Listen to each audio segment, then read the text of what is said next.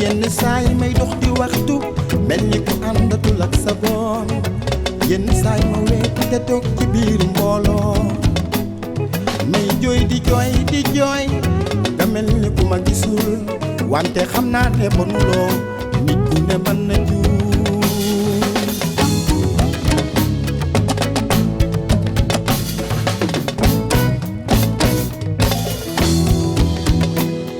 yow tamit amal xel nga xam ni nit ñaa ngi ñuy seetaan nit mooy defar bu baax nit itam dafa xaw a doy waar may xalaat di may muy giif sama mbëggeel nax na ma nga xaar ba ma ni la nga bàyyi ma ma wéet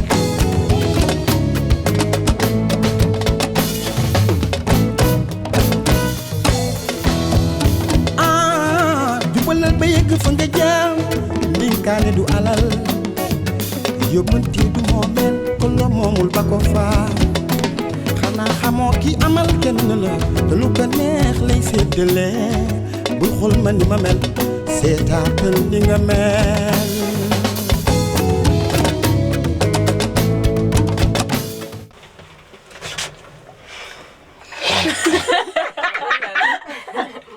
yar woo leen benn yoon. léegi lan ngeen jékki-jékki tojoon ñoo qu'est-ce qu'il y a. xaw si bon. non yéen bu ñu déggoo quoi. où y a bi. maa ngi wéyal si dëkk bi. c'est quel numéro. là. ma xiif ñu tegal ma ñam sama xel mbas ma dem ci yow ma daal di mel ni ku suuf te fekk ne lekkuma dara bu jotee ma jéem a nelaw di la jëneer nga xaar ba ma min la nga bàyyi ma waaw ana Abi. Abi est-ce que newul ci kaw. non Abi elle est tellement conne. jékki-jékki sa padagi. maa ngi demee xam nga fan la nekk mais war naa gaaw ñëw. dana la jàng fecc bi sa jàng fecc bu métti la nekk. mu fecc. non da ngay doo comprendre xoolal statut dañuy nekk rek di wax xoolal statut rek. man maa jom di boppam da ngay réew bu sonn. sa padagi. voilà.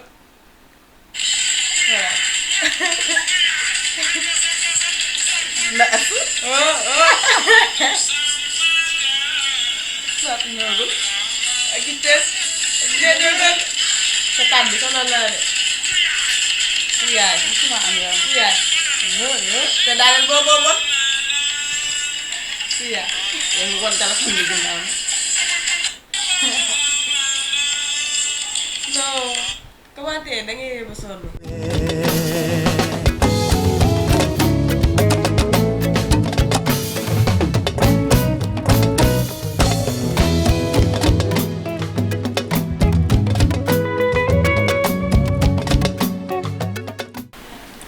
waaye yow Maguette. yow gis nga lii xewoon ci suba. ah loolu la. ah gisoo buffet bi xanaa. Maguette doo wuyu fii. li ñu doon def nga teg xanaa sa téléphone bi nga wax. ah kon bàyyi nga ci xel. man pour man da nga xam ni may wax bañ a xam. ah lan la ba ma la jëlee yàgg na. ah waxal. assiette yi ñu jël du ko ba mu fees. kon yow gis nga ko. waaye yow. damaa tiit. billaahi yow. ay maa la man gën a maa tiit. waaru. waaye assiette moom mi ngi koy duyee noonu. waa lii est-ce que du profito tamit. ah man de xaw ma lu mu doon. man non damaa non mujjee noonu sax la ñuy def dañuy profito de ay non. mais Maguette yow sa palaat bi sax dafa mel ni sax yow sa bës dafa feesoon. nga ni lan. yow mii. yow mii de yaa mën a. xam nga yow. yaa ngi wax palaatu jàmbur waaye yow nañu waxtaan sa palaat waaye Maguette li nga lekk noo ko mënee. naka njëkk ma xam ne. sos la ñuy def sa kanam gu ndaw gi déglu ma fii yaa ma sa gis sama assiette bi fees. ma ko waxati de. yow yaa duy sa assiette jox ko ba mu jeex. wuy ma fii déglu ma fii. man sama dañu assiette wax laalu ma ko toujours man sama biir moo dee. xaaral rek xam nga ma sama sa biir fan la assiette li mu fi nekk li fi nekkoon. salaamaaleykum. maaleykum salaam. néeg bi da laa jógee ñu ni maram de ma ne ko xamuñu fii. kaay ñu nekk kenn du maram de. yow yaa rate. fii de mooy du ma wàcc. rate noonu. Maguette wax ko. ma ne lii fi nga am dikkee ko pour ci wax yow. mooy, sa gis palaat nga boobu. xale jigéen ñoo jàpp seen assiette yi.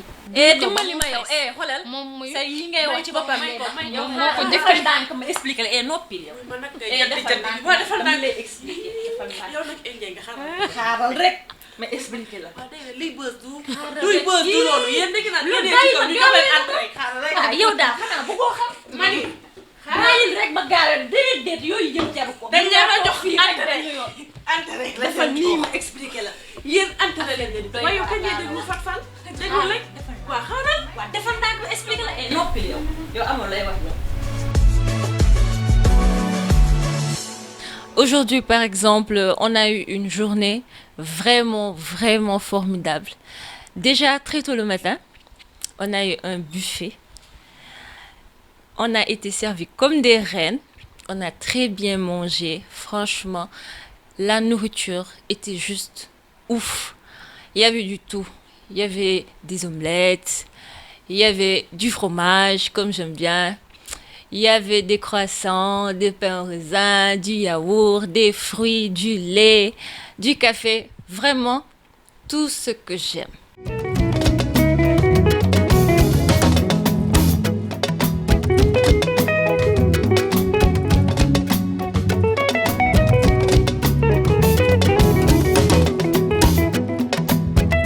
Avant, nous allons vous présenter le buffet de l'hôtel Bel International.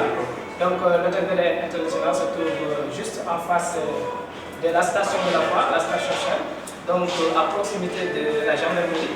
Donc, nous sommes tout près de la Foire.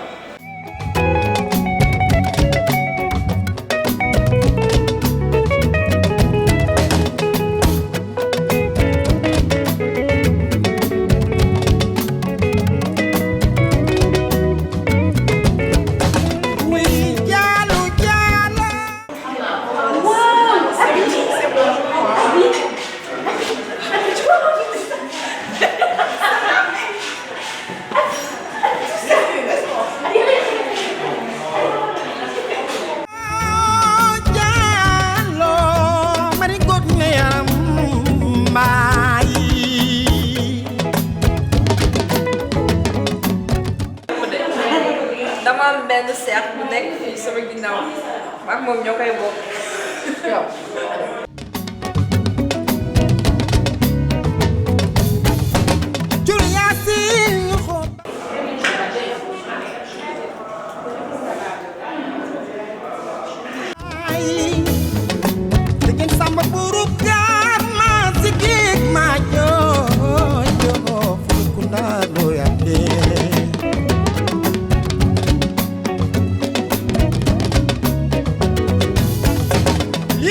fàttali ca ba ma ko ne di ndaw yàlla mooy bindi jaam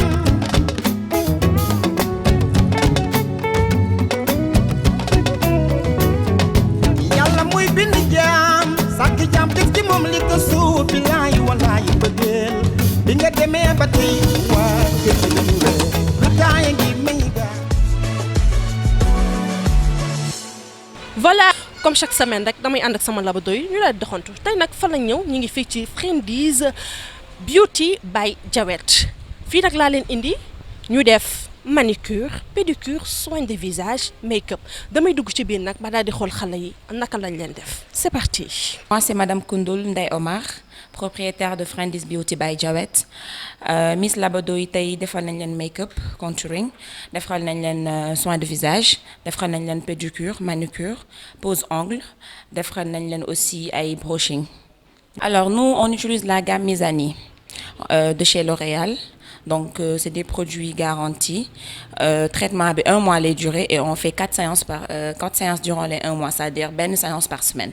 Chaque séance di nga am shampoing di nga am brushing di nga am tresse alors di nga dugg casque dañ la defal tous les soins yoo xamante ne dina nourrir sa karaw en plus sa cuir chevelure dinañ ko détendre defal la ay massage. alors man dama ñëw ngeen defal ma make-up bu rafet bi nga xam ne man moom du ma make-up lu bari mais dama ñëw ngeen defal ma make-up bu rafet bi defal ko sama labado yi ngeen defal leen manicure pédicure soin de visage alors dama bëggoon tey nga wax ma lan ak lan ngay def comme téléspectateurs yi nga xamante ne ni buñ fiy ñëw ñu xam exactement lan moo leen di indi. Alors, Friendly's Beauty, on fait des soins capillaires, on fait des soins esthétiques, on fait des ongleries aussi, des pose simple, pose gel, des résine, des vernis semi-permanent, pédicure, manucure. En plus de ça, des coiffure. Coiffure, les tresses, tech, chignon, cérémonie, tout. En plus, on vend des perruques en plus. Pour qui nga xamantene bëggul leetu dafa bëgg tek perruque, bo ñëwé mën nañ la jaay tissage, confectionner le perruque bi. Teintal loko aussi, on fait aussi des teintures. On a une large gamme sur les couleurs, donc le client a vraiment le choix par rapport à la teinture. Couleur bu mu bëgg am nañ ko. sama chéri dama wéetal chéri ma lay jooy aduna bi potum ndaa ku naan jox sa morom mu naan bilaay walaay bëggeel fi man lu baax fi man lu baax def ko fii dafay jeex fi man lu baax fi man lu baax def ko fii dafay jeex lay lii na la ayee pour sa yaay liggéey na surtout maram yaay bi dem liggéey di waafee ayee pour sa yaay liggéey na surtout maram yaay bi dem liggéey lay lii na la ayee pour sa yaay liggéey na surtout maram yaay bi dem liggéey di waafee. Pour ce make-up, on est partenaire avec Cosmakeup et on utilise la gamme Nuba. Am nañ ko en fond de teint, en poudre, en eyeliner, en rouge à lèvres, en démaquillant. Donc tout ce que loo leen soxla ci gamme Nuba, c'est disponible ici au salon. Boo ñëwee, on peut te vendre le produit en même temps. Su fekkee da ngay def maquillage, on utilise la gamme Nuba. C'est une gamme boo xamante ne c'est très joli et on a pour tous les teints. Quand si tu es clair ou noir ou marron, tu viens, on a ce qu'il faut.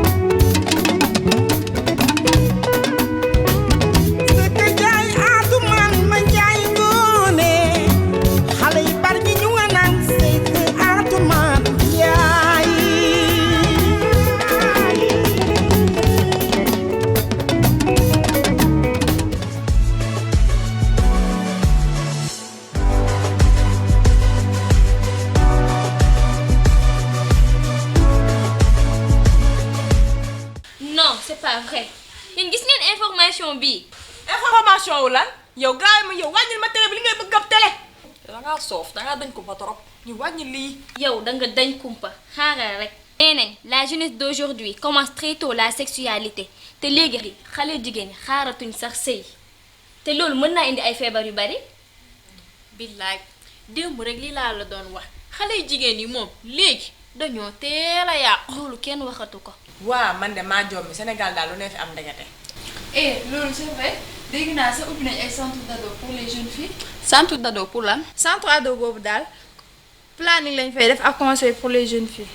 dëgg la loolu moom dëgg la initiative bu baax la te xanaa xamoo ne sax sa copain bi ngay nekkal mën na la violer te am na ay maladies yoo xamante ne comme ay MST maladie sexuellement transmise xamuñu loolu te Sénégal sax nag dafa jot ñu wax ci mariage précoce yi tamit. Sénégal moom mariage précoce dañ cee war a wax moom il est temps dafa jot. waaye t'as raison de mariage précoce ki léegi dañoo bari de. waaw moom may ay xale yu ndaw ay xale yu ndaw la ñuy jël di leen may parents yi moom war léegi ce sont les parents la ñuy may. billaay ci part d'espoir may ay xale yu ndaw. parents yi daal maa jombi man ci Sénégal. bonsoir bonsoir. waa Jatou qu'est-ce qu'il y a lan moo tax nga mel nii tey t'es jamais comme ça en fait. yow sax dangaa mësul mel nii di ko ñalaat ñëw fii di sëgg ngay sëngeem nii Jatou ñun xamuñu lii ci yow de lii lan la nii dooñu wax lan la. ah man nag xamee ma la ni jot yow nga xam ne boo ñëwee fii da ngay reetaan et tout tey nga ñëw mel nii ah lii moom baaxul tey nga ñëw wax lan moo xew ñun ñoo say copine de.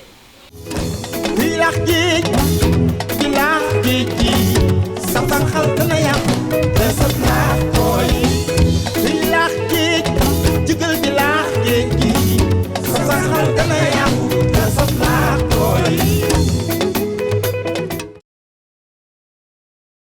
Non mais Abi viens voir. yow daal di yow lii faw ñu ut si de. il sert à combien ça? 25 000 la importé la.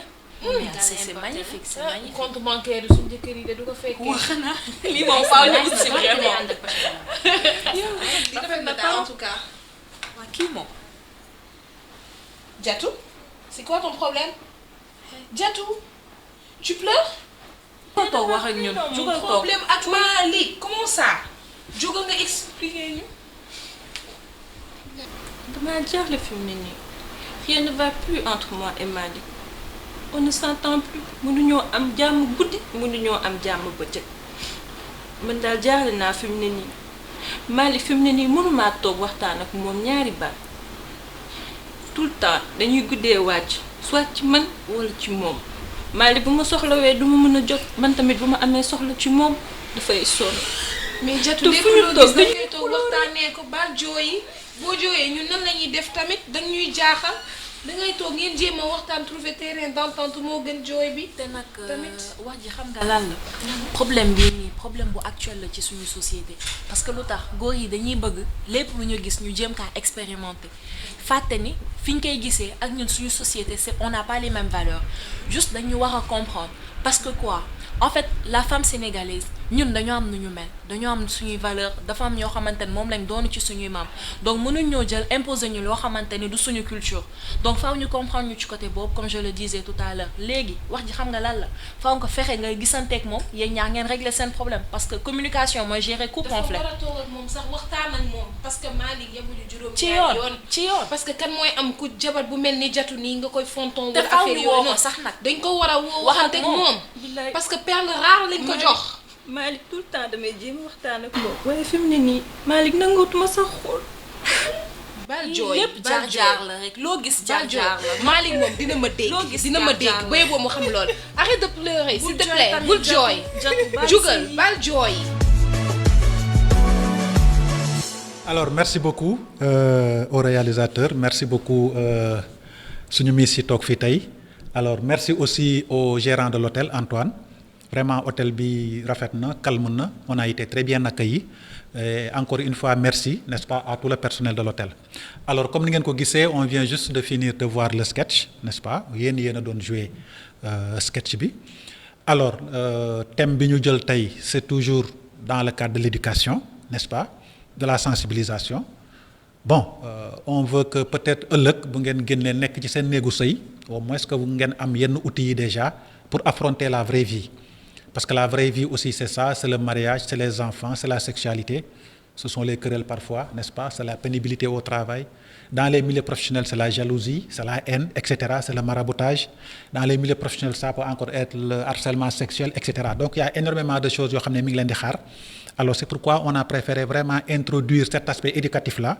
n'est-ce pas dans Miss Labado alors thème bi tey c'est la sexualité dans les couples mais plus encore la sexualité des ados parce que bon la sexualité vraiment domaine la boo xam ne c'est un problème parce que c'est tabou au Sénégal parce que les gens n'en parlent pas on n'en parle pas parce que bon c'est un peu compliqué comment on en parle comment il faut en parler mais je pense que dans les couples aussi l'une des raisons principales qui font que parfois y a des querelles sexualité bi boo demee ba ci biir moom moo tax bon au début du mariage le sexe est bien évidemment c'est un enjeu mais cet enjeu-là après bu ngeen demee ba def 10-15 ans de mariage centre d'intérêt yi dafay déplacé wu alors c'est pour résumer tout ça que vraiment tey ñu ñëw discuter ci thème bi ñu doon seetaan nii léegi donc ku nekk mën na jël la parole d'abord nu ngeen gisee thème bi comment vous avez vu le thème n'est-ce pas nan ngeen gisee thème bi déjà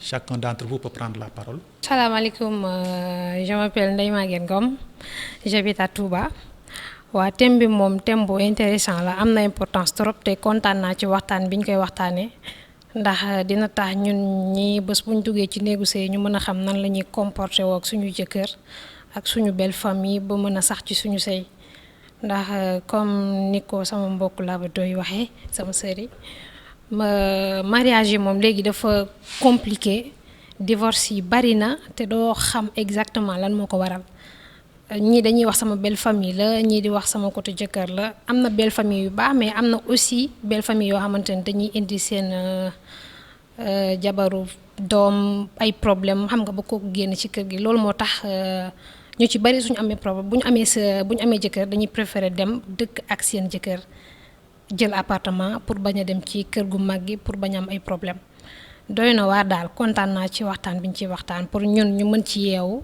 ëllëg ñu mën a xam nan la ñuy doxalee merci. asalaamaaleykum ñoo ngi leen di nuyu ci seen tur ak seen sant professeur mes chers collègues camarades je suis contente vraiment d'être là parmi vous aujourd'hui sur ce plateau pour parler de ce thème qui nous est consacré, la sexualité dans les couples. Bon, mon appréciation de ce thème est très élevée dans la mesure où la sexualité, en fait, est une composante de la vie de tout individu. Et il faut dire que biologiquement et physiologiquement, il est très important d'étudier la sexualité dans la mesure où cela influe sur notre comportement de tous les jours, sur nos humeurs, sur vraiment notre façon d'évoluer en société. Ce qui fait que lorsqu'on parle de sexualité dans les couples, on ne peut pas oublier tout ce qui est en rapport avec les grossesses, avec les grossesses, avec la famille, avec la vie en société, avec les maladies qui sont devenues de plus en plus récurrentes. Donc oui, il faut en parler parce que cette sexualité qui justement agit sur notre façon de voir, sur notre façon de nous comporter, va influer, je peux dire, sur même comment la société est en train je dirais pas de se dérouler, mais quels sont, comment je peux l'expliquer?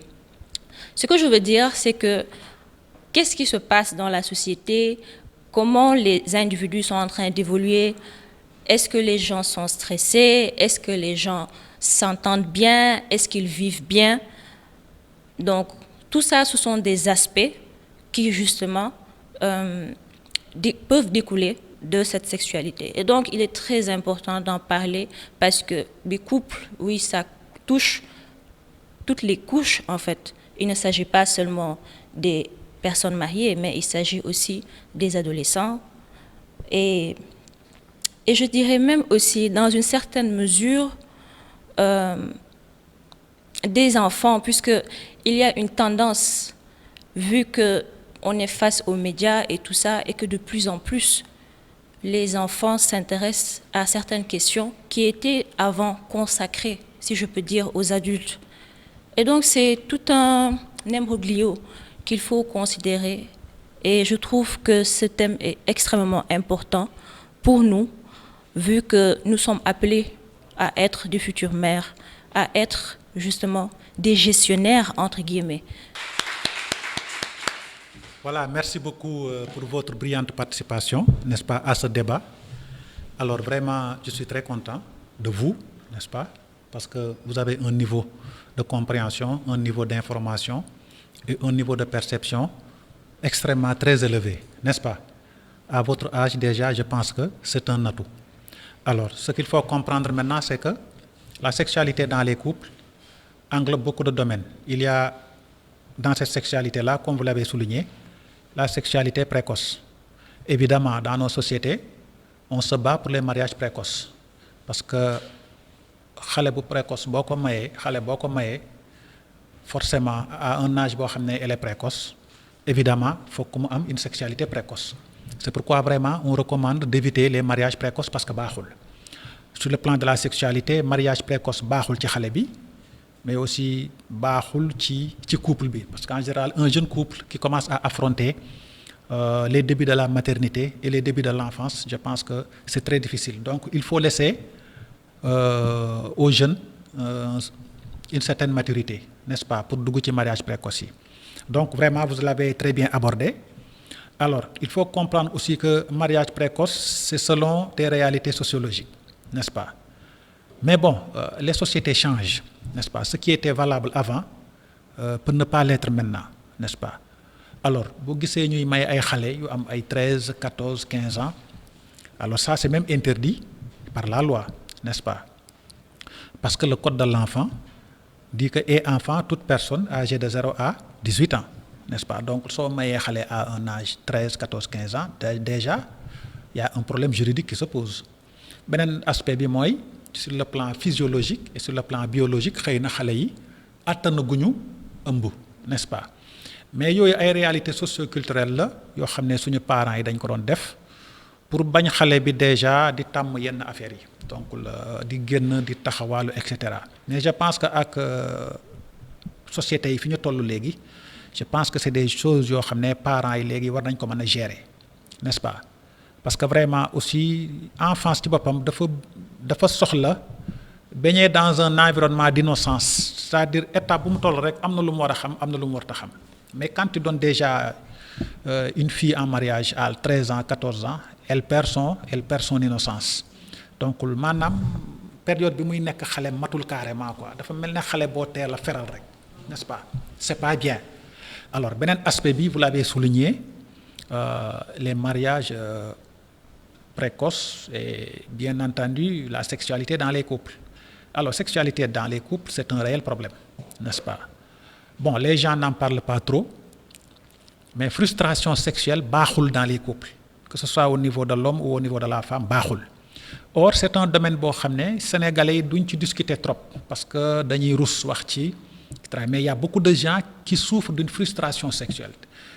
Te frustration sexuelle baaxul parce que dafay am répercussion sur l'humeur de l'individu, n'est-ce pas, muy góor di jigéen.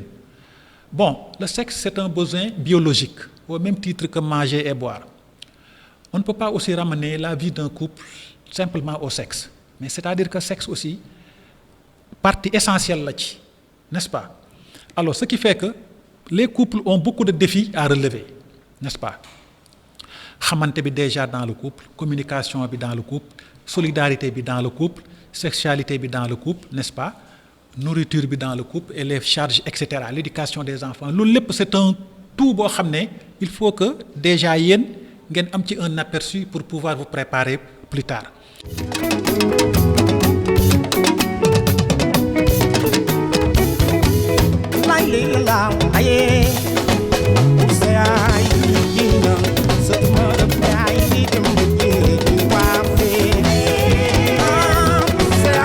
Le professeur Ali Khoudia ni ma gisee tey suñu waxtaan bi tey ak moom c'était intéressant parce que ñi ngi doon wax ci loo xamante ne c'est un peu tabou. tey li ma jàpp ci thème tey bi mooy que ni jàngal nañu que pour xale jigéen yi gën a moytu sexualité précoce bi parce que tey da ngay gis benn xale comme benn xale bu jigéen boo xam ne day am ay 15 ans di abuser wu ci loolu tey nekk na loo xam ne aussi c'est pas normal. Parents yi war nañ ci jug ñëpp war nañ ci jug su doon sama sago daal tey jii nii leçon bi ñu joxe gars yi gën ci xool gën ci aussi jàngat parce que nekk na loo xam ne tey buñ ko toppee mën naa ne ñun ñëpp dinañ ci jariñu. Ali Khoudia Diaw vraiment kontaan naa trop ci thème bi parce que le fait que mu am idée thème bi.